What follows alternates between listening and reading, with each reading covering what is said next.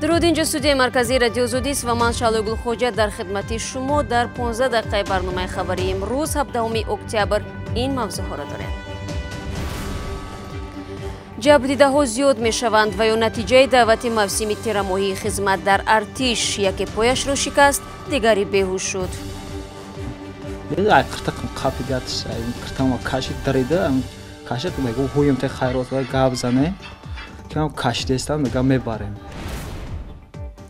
عملیات نظامی ترکیه در شمال سوریه کمش 800 نفر از اردوگاه‌های عین ایسا را گریزاند. احتمالاً خانواده‌های جنگجوی داعش در بیابان پناه بردند. می‌خواهیم مردم ما را فهمد. می‌خواهیم موازنت ایجاد کنیم. و به سوال‌های دادرس با رپ پاسخ داد. دادگاه مسکو حکم حبس پیشکی سمرالدین رجبوف یک زاده تاجیکستان را به تغییر گذاشت. ولی شروع میکنم از یک خبر دیگر. هیئت مشاوره آزادی مطبوعات کنگره امریکا از پرزیدنت تاجیکستان خواسته است اطمینان بدهد که بر رادیوی آزادی اجازه فعالیت داده می شود. این نکته در نامه با امضای نماینده دموکرات ها و جمهوری خواهان از روز 9 اکتبر به عنوان عملی رحمان درج گردیده است. در نامه از خبرها درباره آزار و اذیت، تهدید و موردهای ندادن اجازتنامه فعالیت به کارمندان بخش تاجیکی رادیوی آزادی نگرانی شده است. همچنین تاکید شده است ادامه یافتن چنین وضعیت احتمالاً به مناسبت‌های امریکا و تاجیکستان و آبروی این کشور به تاثیر نمیماند. فعلا 9 خبرنگار و کارمندان یاری رسان بیوروی رادیوی آزادی در دوشنبه از فعالیت محرومند. اجازتنامه 9 خبرنگاری دیگر ماه آینده به پایان میرسد. دعوت اجباری به خدمت و یا ابله در موسم تیرماهی 2 جوان را در ولایت ختلان در بیمارخانه بستری کرد. تلاش به خدمت بردن آنها هفته گذشته و در 2 منطقه این ولایت رخ داده است. در نتیجه یکی پایش را شکست و دومی از هوش رفت. بعد شروع موسم تیرماهی دعوت به خدمت تقریبا هر روز ساکنان از بازداشت و مجبوری بردن جوانان به ارتش خبر میدهند، ولی مقامات هیچ یک مورد آن را تصدیق نکردند. جزئیات بیشتر از رستم جانی. ساکنان ختلان از موسم گرفتن جوانان به سربازی سرگذشت‌های گوناگون نقل می‌کنند که در پیش انتقادهای شدید از کارمندان کمیسریات‌های حربی دارد. دلشاد چند روز از بستری است. او میگوید کارمندان کمیسریات حربی او را به چنین حال آورده اند. او با دوستانش در منزل پدر بودند. نقل می‌کند ناگهان نظامی‌ها وارد خانه شدند. Ama kasa durmadan da sonra tavdodan. Ya ay qırtaq qapidiyat qırtama kaşı darida kaşı mego huyum te khayros va gabzane kam kaş destan mega mebarem. دلشاد میگوید از این عمل آنها ترسید و از هوش رفت. پدرش وقتی به خانه رسید پسرش را روی حوله خوابیده دید. خب اونو میدون دا اونو چی دا برون دا تا درون دا شرفتگی ادانش خبر رفتیست. او بچه گفتم گولا که تاریک کردی شما ایزا نمیکنید شرم نمیدونید که تی کارا میکنید آدمای با برو شما کرکین دولت که باشم تر میکنید تا داگو دخونه میگم دعوانامه روی نکه باشی یگم شدنامه یگم پوزکار روی نکه باشی گفتم نزاشت تو ناقیه تاریک کرو شرم بدونین عیبا بدونین خیلی چی میگو دیگه.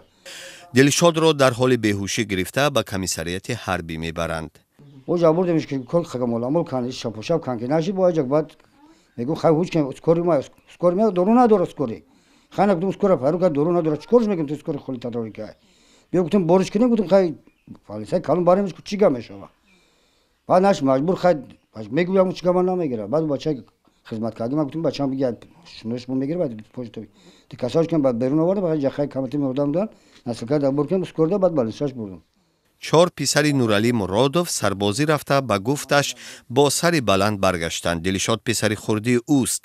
این پدر از شیوه کار مقامات نارضاست. خدمت پویسکت بتا اکا میگن پویسکش که نرا دعوت ما که نرا دی بعد گناهگوری یه نودامگری ای اده نودام میشه بگو ناحقی این ناحقی بده خونه دم میدونه خیلی کیلومتر تاز نداشت پشت بازمون یا حادثه شد چیکار میکنم با کی دعوا کنم قدی کلم خد به قد گرفتم اون همسایه اومدن ایسو گلاکو قدی کشته گرفتند که داخل نورالی تروریست درمای بوده عیب شرم ای.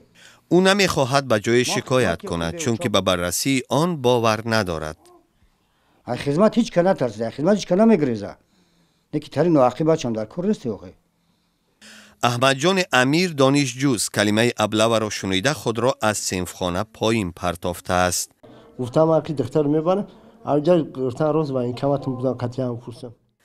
аҳмадҷони амир дар коллеҷи омӯзгории Кӯлоб таҳсил мекунад. ҳоло дар бемористон аст ва пой ва миёнаш лат хӯрдааст. волидайни аҳмадҷон ба радиои озодӣ гуфтанд баъд аз лат хӯрдани фарзандашон муфаттишон ба тадқиқи ҳодиса шурӯъ карданд. омадам инҷа амниятам дин омадам бо нами пеши абед омадам дина хай гуфта нақл кард гуфт ки хайнам хеле шидам намтари.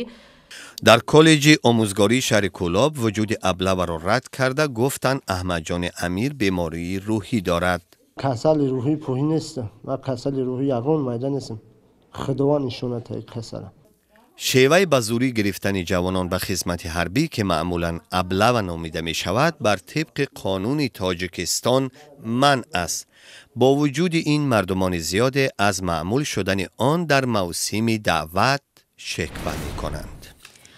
рӯ меорем ба мавзӯъҳои дигар. низомиёни курд дар шимоли Сурия мегӯянд бо шурӯи амалиёти низомии Туркия аз паноҳгоҳи Айн-Исо садҳо нафар аз хонаводаҳои ҷангҷӯёни Доиш фирор карданд. чанде аз ин хонаводаҳо бидуни зикри ном ва макони будубош гуфтанд ҳоло дар минтақаи пинҳон ҳастанд ва мунтазири онанд ки ба низомиёни турк таслим шаванд.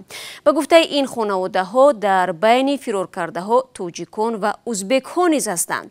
тасдиқи ин хабар аз манобеи дигар имкон надорад.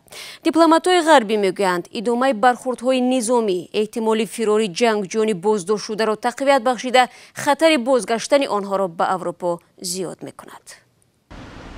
фотиҳа ном хонуме аз Белгия талош дорад духтару завҷаи писарашро ҳамроҳ бо 6 наберааш ба ин кишвар баргардонад. рӯзи чоршанбе фотиҳа гуфт то ҳамлаи Туркия ба шимоли Сурия онҳо дар урдугоҳи Айн-Исо буданд ва ҳоло дар биёбоне қарор доранд. воқеан иттилои зиёд надорам. курдҳо дари урдугоҳҳоро боз намуда ба онҳо гуфтанд ки гурезанд. то ҷое медонам онҳо дар биёбон мебошанд. дақиқ гуфтан наметавонам ки дар куҷо. курдҳо мегӯянд ки ба оғози амалиёти низомии Туркия дар шимоли Сурия камаш 800 нафар аз урдугоҳи Айн-Исо фирор кардаанд. наздикони фотиҳа дар авҷи пирӯзиҳои гурӯҳи даҳшатафкани давлати исломӣ ё худ Доиш ба он ҳамроҳ шуда соли 2017 вақти даҳшатафканон назорати пойтахташон шаҳри Раққаро аз даст доданд худро ба курдҳои Сурия таслим намуданд. ибтидо духтар, келин ва 6 набераи фотиҳа дар маҳбас буда баъди 2 моҳ ба урдугоҳи Айн-Исо интиқол ёфта буданд. мо барои Белгия хатаре надорем. мехоҳем мардум моро фаҳмад. мехоҳем мувозинате эҷод кунем. соли гузашта фотиҳа қазияро ба додгоҳ кашида мехост давлати Белгияро маҷбур кунад ки духтару келин ва набераҳояшро бозгардонад. моҳи феврал додгоҳ даъвои фотиҳаро рад кард. мақомоти Белгия хавф доранд ки тақдими иҷозати бозгашт ба наздикони фотиҳа ҷангҷӯёни дигар ва аҳли оилаҳои онҳоро барои бозгашт ба Аврупо ташвиқ хоҳад кард. фотиҳа аз он хашмгин аст ки давлати Белгия қабл аз ҳамлаи Туркия ба шимоли Сурия аҳли оилаашро барнагардонд. Natuurlijk, ik ben er kapot van. Natuurlijk, want de Belgische staat heeft de kans gehad om hun... ман хеле шикаставу нороҳатам. давлати Белгия имкон дошт онҳоро баргардонад. давоми 2 сол имкон буд ки онҳо ба Белгия баргарданд. ҳозир намедонам ки духтарону набераҳоям дар куҷо ҳастанд. ҳеҷ хобам ором нест. 80% андешаҳоям дар бораи онҳост. дар суҳбат бо хабарнигори Reuters дипломатҳои ғарбӣ гуфтанд ки феълан кишварҳои аврупоӣ талош доранд як барномаи сареи интиқоли ҳазорҳо ҷангҷӯи маҳбуси Доиш аз зиндонҳои шимоли Сурия ба Ироқро тарҳрезиву амалӣ кунанд то аз фирори ҷиҳодиён ва бозгашти онҳо ба Аврупо ҷилавгирӣ шавад.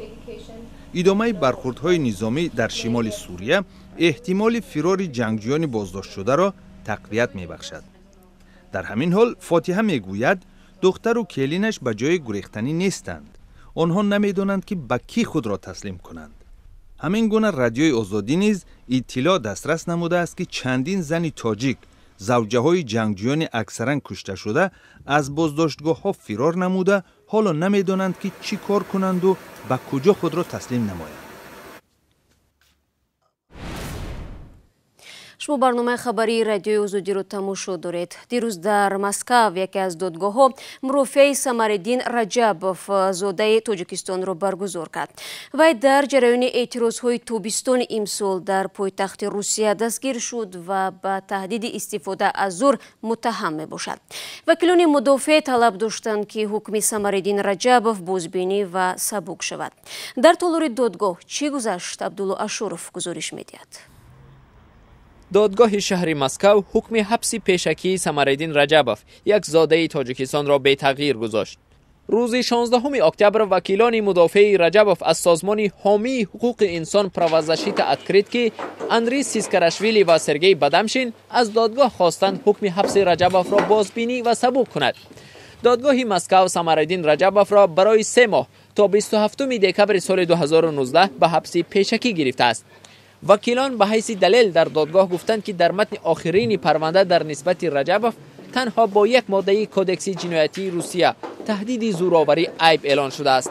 قبلا تفتیشات رجبوف را با 2 ماده کودکس جنایتی شرکت در بی‌ترتیبی‌های عمومی و استفاده از زور در نسبت به نماینده حکومت عیبدار می‌کرد.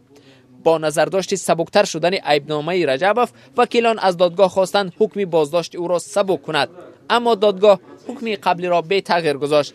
عیبنامه مقامات روسیه علیه سمرالدین رجبوف بر آن اساس یافته است که او روز 27 ایول در یک تظاهرات در شهر مسکو به سوی لینیک کارمند پلیس یک ظرف پلاستیکی را گویا هوا داده است.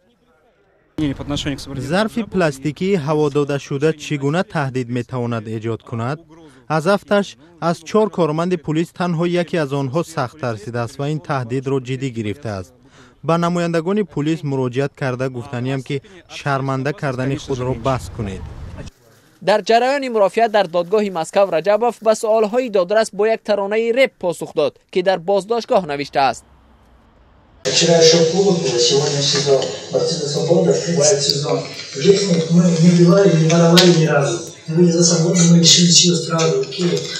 برای هواداری از سمرالدین رجبوف و دیگر بازداشت شده های تظاهرات مسکو، اکسیمیران رپسرای معروف در روسیه به تالار دادگاه حاضر شده بود. این یک سفسطه خرج و مرجی بود، گاهی خنده آور گاهی دهشتناک بود، یعنی این یک سیرک بود.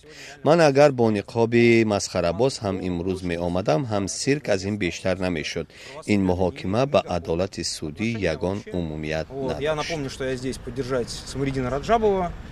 سمرالدین رجبوف زاده تاجیکستان است ولی در روسیه مکتب را ختم کرده به وایه رسیده است و عین زمان شهروندی این کشور را نیز دارد. از اهل پیوندانش در مرافعه های دادگاهی خواهر بزرگش دائم شرکت می‌ورزد. حیات برادرم تازه آغاز می شود. او خیلی جوان است. من خواهر بزرگی او هستم و می خواهم وی در امان باشد. ما مشورت کرده بودیم که یک جا پول جمع می کنیم و او به فاکولته اکتیوری حجت می سپارد و یا برای تحصیل به خارج می رود.